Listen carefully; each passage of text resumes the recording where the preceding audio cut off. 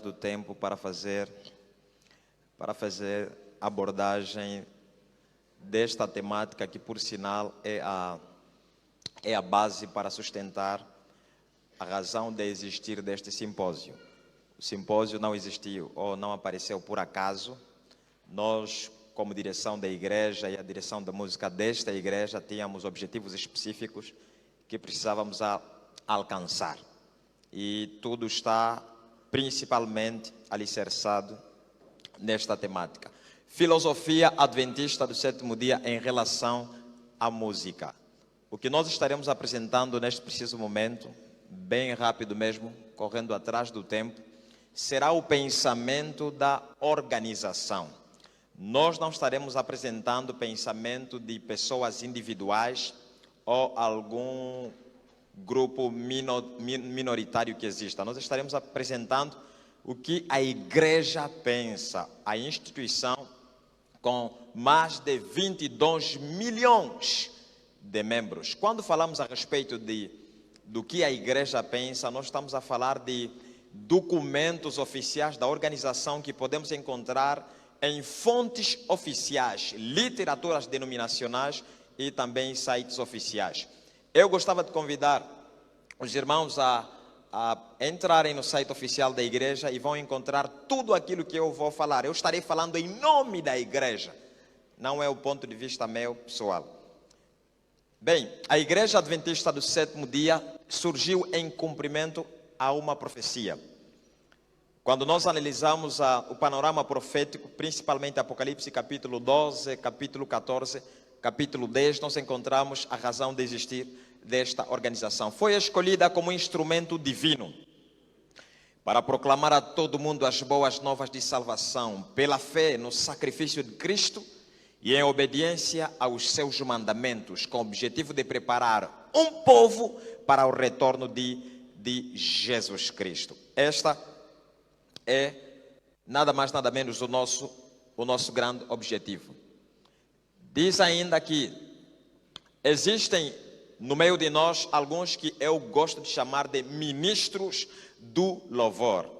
A terminologia ministros do louvor eu coloquei dentro dessa citação porque está diretamente relacionada a um grupo especial de mensageiros de Deus em nossa igreja, que sois vós que fazem a música. Eu considero vocês como ministros do louvor. Diz que, declaração oficial, a vida daqueles que aceitam esta responsabilidade deve ser tão consagrada como sua própria mensagem. Aquilo que você canta, você precisa viver. Esse princípio se aplica de maneira especial àqueles que, através da música, têm a missão de conduzir a igreja de Deus na adoração, no louvor, na evangelização, uma vez que, página 512, Espírito de Profecia, a senhora White declara que a música só é aceitável a Deus quando o coração é consagrado e enternecido e santificado por sua docilidade. Quer dizer que o exercício que fazem os ministros do louvor não é um exercício qualquer, é responsabilidade. Responsabilidade. Continua ainda dizendo que é preciso primeiro receber para depois oferecer. É preciso ter um compromisso pessoal com a mensagem para depois poder transmiti-la. É preciso ter um encontro pessoal com Deus para então reconhecer sua santidade, desenvolvendo assim uma adequada sensibilidade musical. Orientações especiais do Espírito de Profecia, que eu gostava de convidar todos vocês que fazem música na igreja, produzem música, enfim, dediquem tempo em ler estas orientações. São orientações divinamente inspiradas, Deus falando para vocês. Eu tenho os livros que eu costumo ler como pastor, que sustentam o meu ministério como pastor. E existem livros e informações divinamente inspiradas que cada um de vocês deve ler, para melhor sustentar o vosso ministério, ou pelo menos para que o vosso ministério seja reconhecido pelo próprio Deus. É mais fácil você ter um ministério reconhecido pelos homens do que ter um ministério reconhecido pelo próprio Deus. Essas citações nós encontramos também na declaração oficial da igreja. Diante dessa realidade, aqueles que produzem, selecionam ou executam a música usada na igreja necessitam de muita comunhão, sabedoria, orientação e apoio. Nesse quesito do apoio, para aquele que participou da primeira palestra que eu dirigi de manhã, às 9 horas, nós orientamos que a declaração oficial da igreja faz menção do aspecto ligado à relação do músico com a igreja de Jesus, o músico com a administração da igreja de Jesus. Jesus tem uma igreja, tem uma instituição. Então o músico cristão, ao ligar-se a Jesus, ao servir a Jesus, naturalmente acaba ligando-se à igreja de Jesus. E ao ligar-se à igreja de Jesus, ela precisa receber apoio administrativo da igreja e orientação espiritual. Eu estava rindo um pouquinho com o AP. Ele disse que despediu um pastor. Não despediu, ele dispensou o pastor. Porque pastor tem um vínculo contratual com a missão. Ele se oferece para aconselhar, ser um orientador espiritual, mas ninguém tem um contrato extra com o pastor. Isso precisa ficar bem claro. Não existe isso. Precisam ter uma visão da grandeza do ministério que tem em suas mãos, os ministros do louvor, bem como o máximo cuidado ao fazerem suas escolhas. Mensagens Escolhidas, volume 3, página 335. Não é suficiente ter noções elementares do cântico, mas com o entendimento, com o conhecimento, deve-se ter tal ligação com o céu que os anjos possam cantar por nosso intermédio. Uma das citações que muito me emociona quando se fala a respeito de música é justamente essa ideia de Ellen White, que repete-se em vários livros, onde ela diz que para o louvor ascender até a Deus, os anjos são aqueles que intermediam esse processo. Eles auxiliam os homens para que o louvor seja aceite. O ser humano, tal como ele é, com a natureza pecaminosa, com as compulsões voltadas ao mal, precisa de um auxílio do céu para oferecer o melhor para Deus e Deus receber esta adoração. Temos mais outra citação, ou melhor, a música é um dos maiores dons dados por Deus. E por isso mesmo, ela se constitui em um elemento indispensável no processo de crescimento cristão.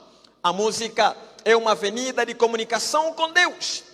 É um dos meios mais eficazes para impressionar o coração com as verdades espirituais.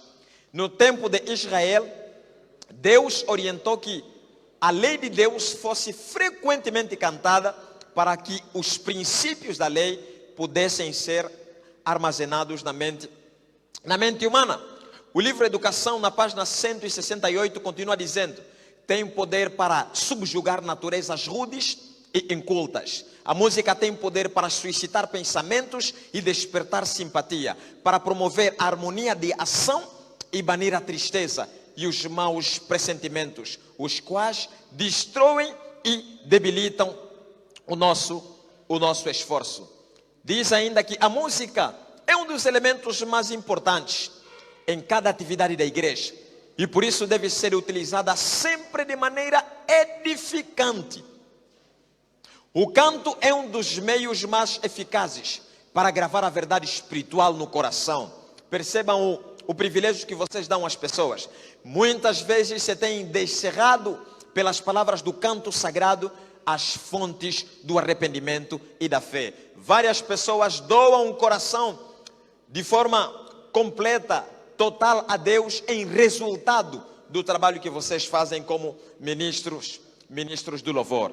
Desta forma, nós temos aqui em ordem aquilo que essa declaração oficial enumera como sendo características daquilo que é a filosofia da música adventista. Primeiro, a música adventista glorifica a Deus e ajuda os ouvintes a adorá-lo de maneira aceitável.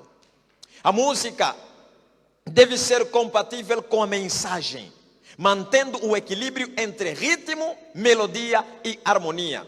Temos ali uma sustentação bíblica no livro das histórias de Israel, Crônicas. Deve harmonizar letra e melodia, sem combinar o sagrado com o profano. Sublinhemos, não combine o sagrado com o profano. Você está fazendo uma aventura. Você até pode agradar os ouvidos dos homens, mas você está a fazer uma aventura, porque diante de Deus ela é desnecessária. Quarto, não segue tendências que abram a mente para pensamentos impuros, a música adventista, que levem a comportamentos pecaminosos ou que destruam a apreciação pelo que é santo e puro. Manual da Igreja, na página 72.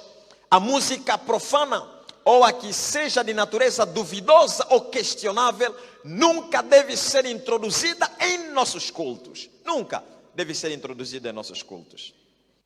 Não se deixe guiar apenas pelo gosto e experiência pessoal. Os hábitos e a cultura não são guias suficientes na escolha da música. Essa discussão de cultura, não cultura. Nós, como cristãos, temos o desafio de compreender a cultura da Bíblia, a cultura do céu. Essa diversidade cultural, dizer que cada um deve fazer do jeito que é. Eu estava a partilhar há pouquinho com alguém fora. Nós temos que ser humildes para imitar aquele que está a fazer bem, e aqueles que estão fazendo errados devem ser humildes para nos imitar, caso estejamos fazendo o que é correto. E o que vai determinar o que é correto ou errado é a cultura bíblica. Temos que conhecer aquilo que é a visão de Deus a respeito do assunto, porque a música começa lá no céu. Então é o céu, é Deus que deve determinar como as coisas devem acontecer. Estamos juntos, amados? Tenho ouvido em algumas de nossas igrejas, Ellen White diz, solos que eram de todo inadequados ao culto na casa do Senhor. As notas prolongadas e os floreios comuns nas óperas não agradam os anjos. Eles se deleitam em ouvir os simples cânticos de louvor entoados em tom natural. Deus precisa aceitar o nosso louvor. Sexto, não deve ser rebaixada a música adventista a fim de obter conversões. Nem nós, como pregadores, devemos fazer isso. Para ver pessoas a se converter, nós temos que baixar normas. Não, chame o pecado pelo seu próprio nome. Se é bruxo, é bruxo. Se é adúltero, é adúltero. Chame o pecado pelo seu próprio nome. Porque dessa forma é que liberta. A verdade é que liberta as pessoas para o arrependimento. Diz ainda Ellen White, haveria de ocorrer imediatamente antes da terminação da graça esses problemas, alguns desafios em relação à música. Haverá gritos com tambores, músicas e dança. Os sentidos dos seres racionais ficarão tão confundidos que não se poderá confiar neles quanto a decisões retas. E isso será chamado operação do Espírito Santo. Há pessoas que vão confundir determinadas formas de comportamento e resultado da música como sendo operação do Espírito Santo sobre elas. Isso tudo está saindo na declaração oficial da igreja. Os irmãos podem visitar o site adventista. Coloca mesmo filosofia adventista em relação à música. Vão encontrar tudo isso. O Espírito Santo nunca se revela por tais métodos, em tal confusão e ruído. Isso é uma invenção de Satanás para encobrir seus engenhosos métodos para anular o efeito da pura, sincera, elevadora, enobrecedora e santificante verdade para este tempo. Mensagens Escolhidas, volume 2, na página 36.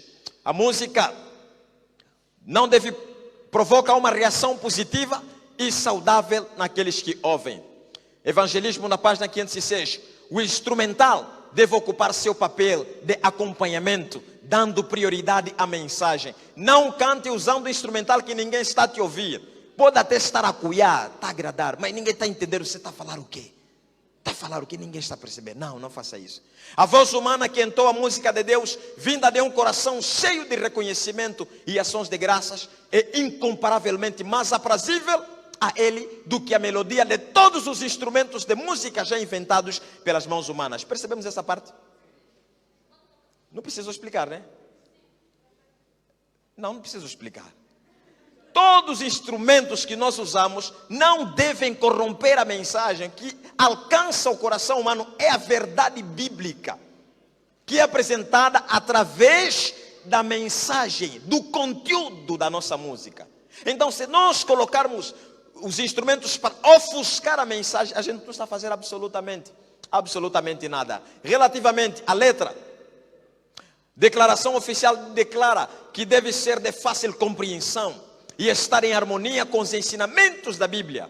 Eu particularmente, muitas músicas ferem os meus ouvidos, porque elas estão fora do padrão teológico ou doutrinário. Eu olho mesmo, estão a cantar, está a cantar, mas está a cantar uma mensagem que não é bíblica. Deve ter valor literário e teológico consistente.